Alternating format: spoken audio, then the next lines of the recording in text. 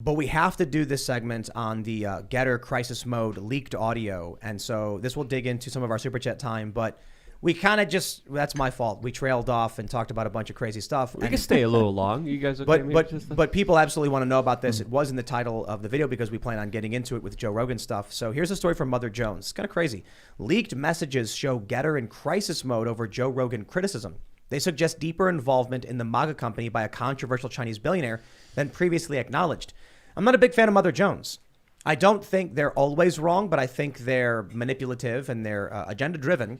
And they're probably doing this story because it's bad for GETTR, and GETTR is MAGA. But they do have leaked audio from Miles Guo. They say, talking to Jason Miller, he says, we don't want to do any bad things to this guy, Rogan. He says, we need to respect him. Just explain to him what happened. This is leaked audio about how Joe Rogan came out and criticized GETTR.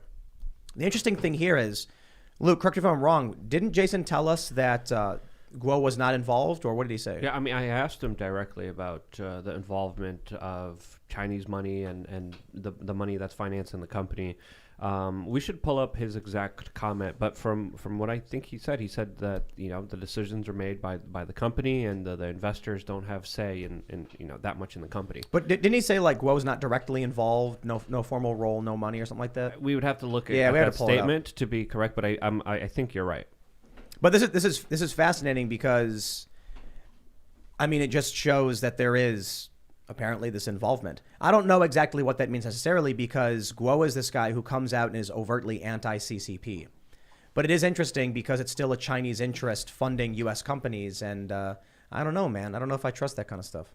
I'm definitely not a xenophobe, but firstly, that it got leaked is a little concerning because I think he sent it to 10 people. And one of those 10 people, was? Yeah, Guo sent it to 10 people, that conversation. And then of that, somebody leaked it. That's like, if you're in your inner circle, of your 10 inner circle, someone's going to leak your stuff. That's kind of bad news structurally for the company. 20 people. 20. Okay, thank you. It was one-on-one with Miller and then forwarded the exchange to a group of 20 associates. 20. So one out of the 20 people seems to have leaked that. That's disturbing.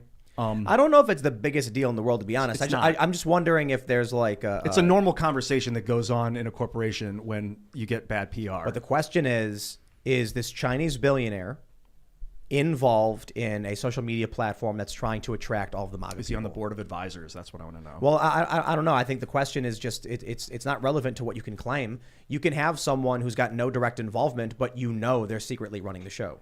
So like if there was leaked audio of you being like calling Steve Bannon and being like, do you think I should something paint my wall brown? Would they be like colludes with paint my wall brown?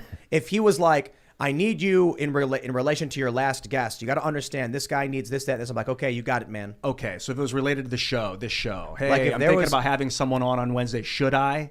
And Steve gives you his advice. Are all of a sudden you colluding with Steve Bannon? Like, no, come on. You just asked a friend some advice. I guess it depends on, what we get out of this to what degree. The criticism and the fear is that there's a Chinese billionaire, regardless of what his position on the CCP, involved with a ton of American companies. And honestly, I've never seen you ask someone what guests you should have on, and maybe that would be a problem. I have people how you should run your company. Maybe that's why my perspective is that this is maybe more nefarious than it really is, because I don't have anything like this. There's nobody that I talk to about anything.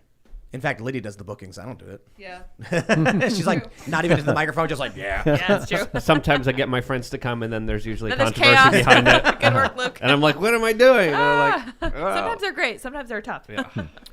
Yeah, I don't know, man. There's like memes coming out of like GETTR going down, and it's involving me.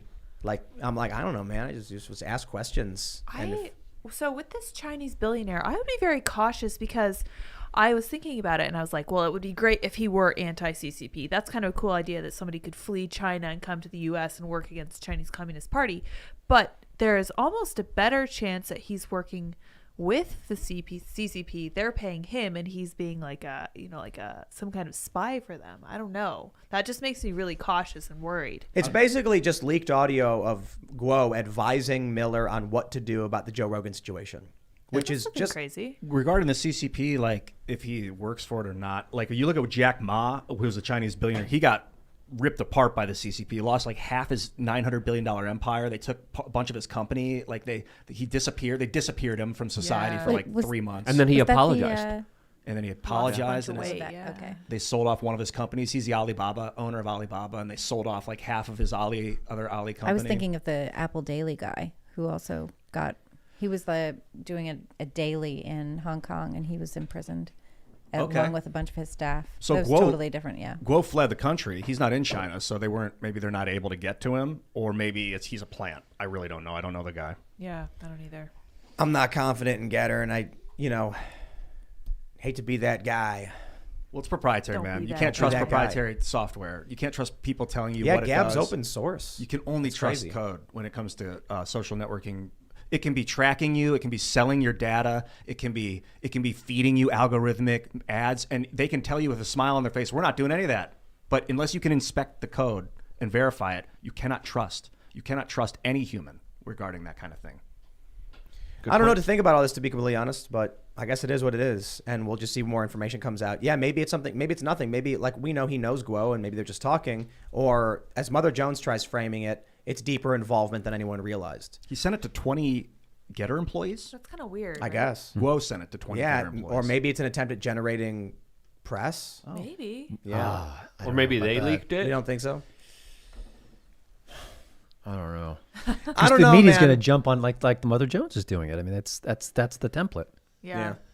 Well, we'll see how that plays out, but let's go to Super Chats because we're behind. We're But, late, yeah.